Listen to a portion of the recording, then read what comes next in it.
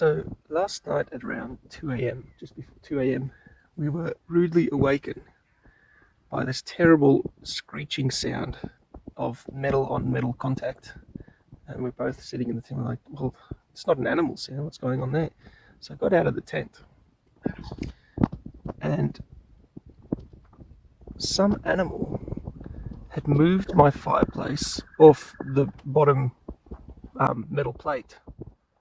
But that thing weighs like 15 kilos. So I'll show you what it's meant to look like. It's meant to sit up like that. And you can see the little paw marks where it pushed on the side here.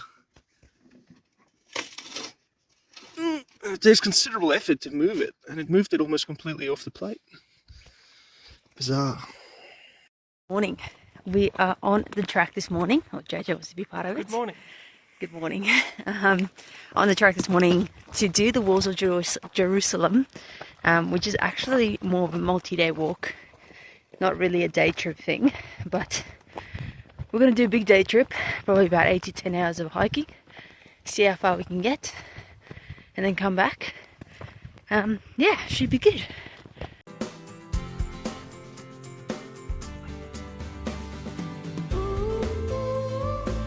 First part of this hike is mostly uphill. I think it's probably the hardest section of most of the hike. I'm pretty wet and sweaty. It's humid. Yeah, and it's humid and misty at the top, so probably gonna walk into the mist now, but it doesn't really matter when we're already soaked in sweat. Off we go.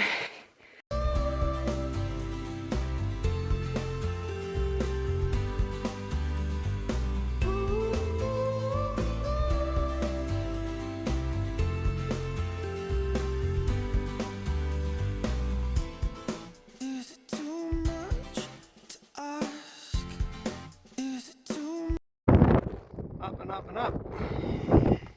Heading to Solomon's Ferry.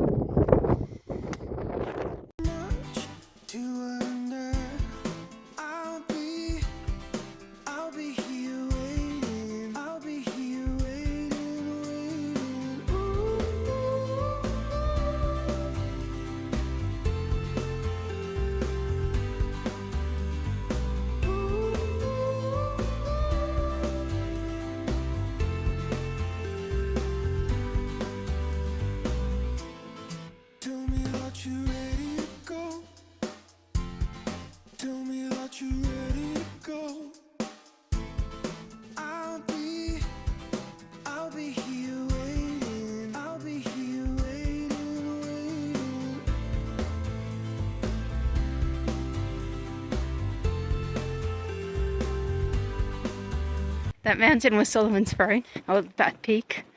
When we were at the top, we decided to suss out which other peaks we're going to do because we don't have as much time since we're just doing a day trip. We've set ourselves on Mount Jerusalem. So that's where we're off to now. Where am I? That's where we're going. Mount Jerusalem.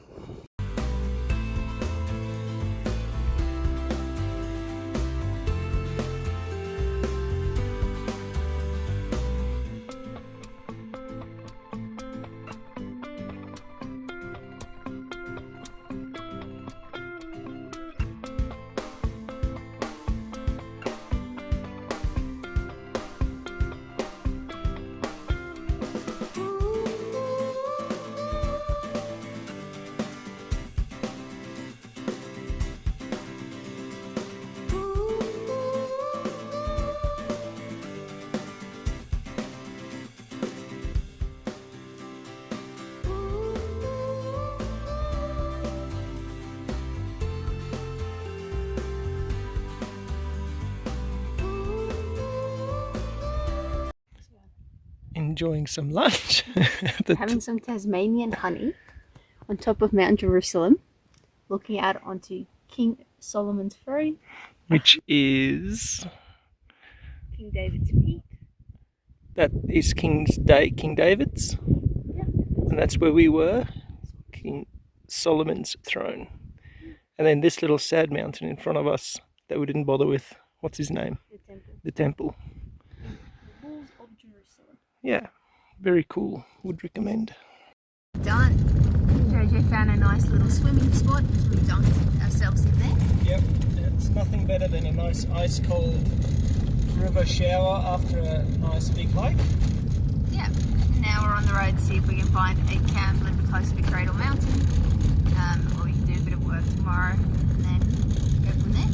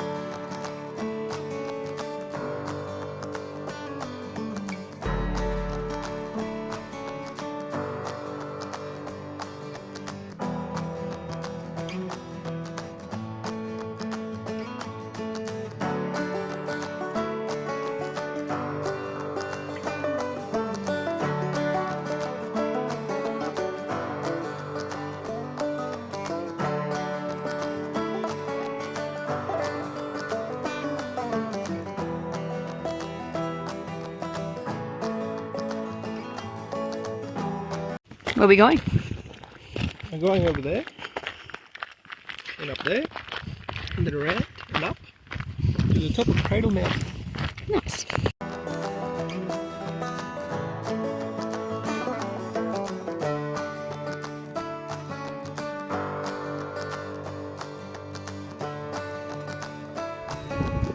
Up and up and up.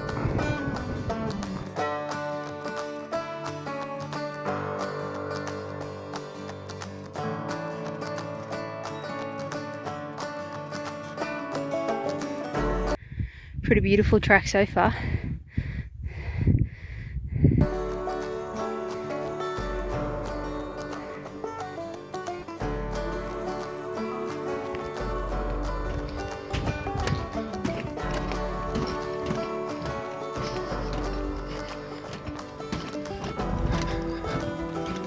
What a view.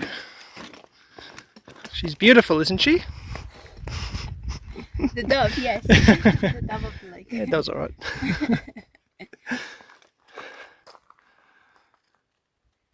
We think we're going up there, but we're not sure. Somewhere here, somewhere.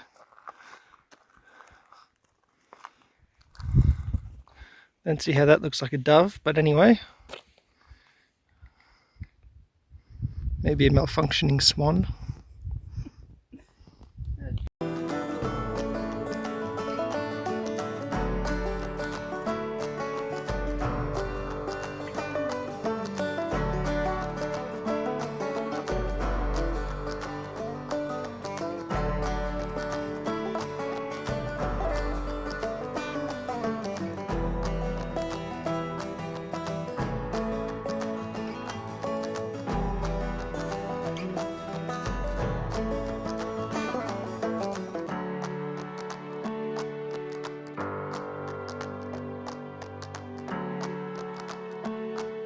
At the Cradle Mountain, which was a nice epic hike, and now we're here at Lake Cara. Nothing. An hour's drive away. Yeah, about an hour's drive more to the coastal side. Nothing better than fat cook after a hike to fill up all those calories you just burned. That's right. You've got to replace them somehow. Yeah, yum Not yum. coming from the fat storage. No. No.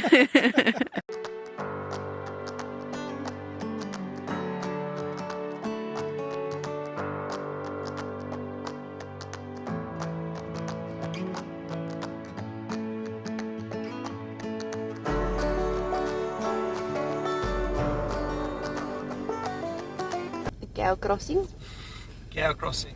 Just saying, hopefully we are at the end of the train. Of the cows. All going out for their morning grazing. The markets this morning, picked up some veggies, and now we're here in the Rocky Cape National Park. Gonna check out the South Caves.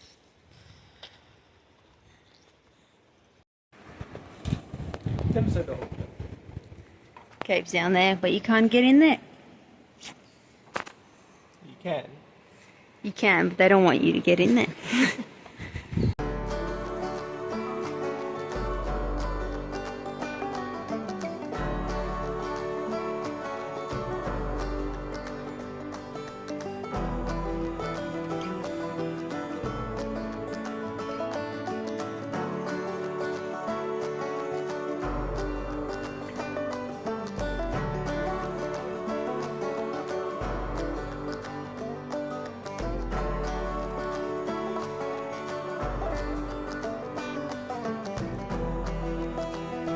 Driving through Penguin and Bruni just to kind of see it all in daylight.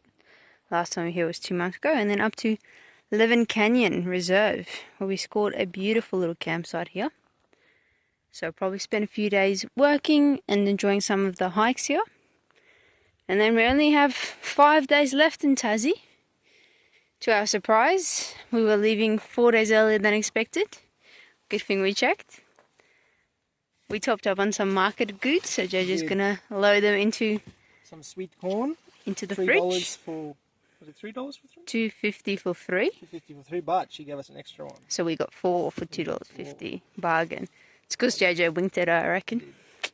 It's a usual encounter for us, so we don't really take notice. But we just have paddy melons grazing in front of the car on a daily basis.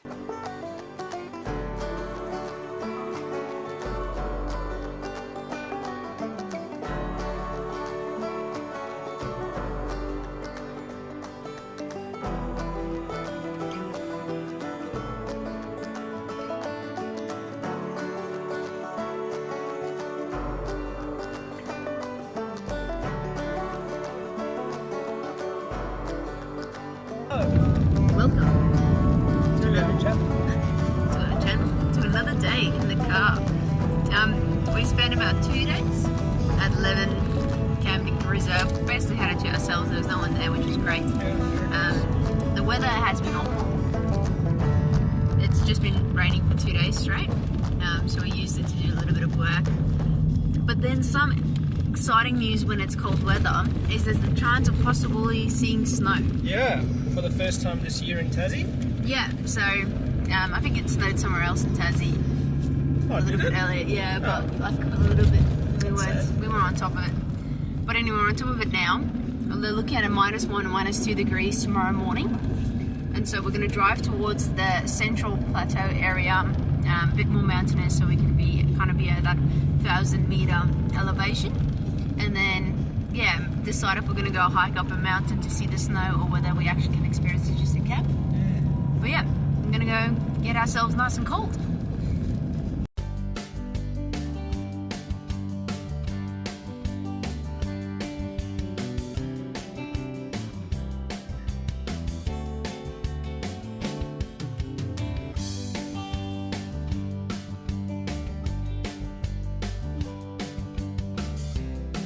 Full night. There was no snow. Just a lot of wind. Just a lot of wind, and it wasn't that cold. Like, we came in here, obviously JJ's got a beanie, a jacket, he's got long pants, we've got our socks on, really well prepared for the cold nights. It wasn't cold. No, we managed fine. So no snow, but we'll go get a hot chocolate. There's snow falling on the window. You can see a little ice that's melting. So we're going to head up a bit higher and see what's for what. Carefully. Yeah. That rooftop tent gave us a false sense of warmth, I reckon. I was in a singlet. yeah, that tent does well. It really does well. Out here it's a lot more nippy. Let's go. It's snowing. They look like little raindrops, but they're little pieces of snow that are falling and they're melting. You can see it on my jacket when it lands. But that's exciting. Yeah, very exciting. I'm happy. So our mission was not a waste, driving all the way up here. We got to see snow in Tassie. Yeah. That was on our bucket list. Well, of our hope list, bucket list. And yeah, We've seen it. achieved.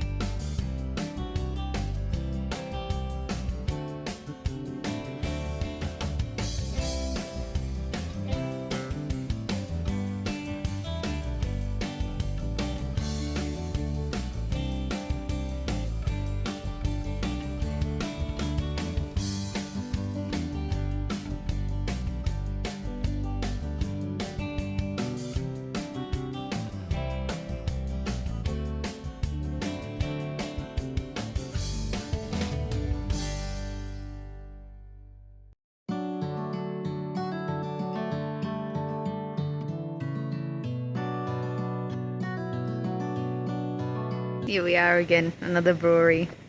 This is final day in Tassie. Jump on the boat tomorrow. So, yeah, that's the end of the 2 months journey. End of Tassie. Can't believe it. It's just come and gone. It's come and gone.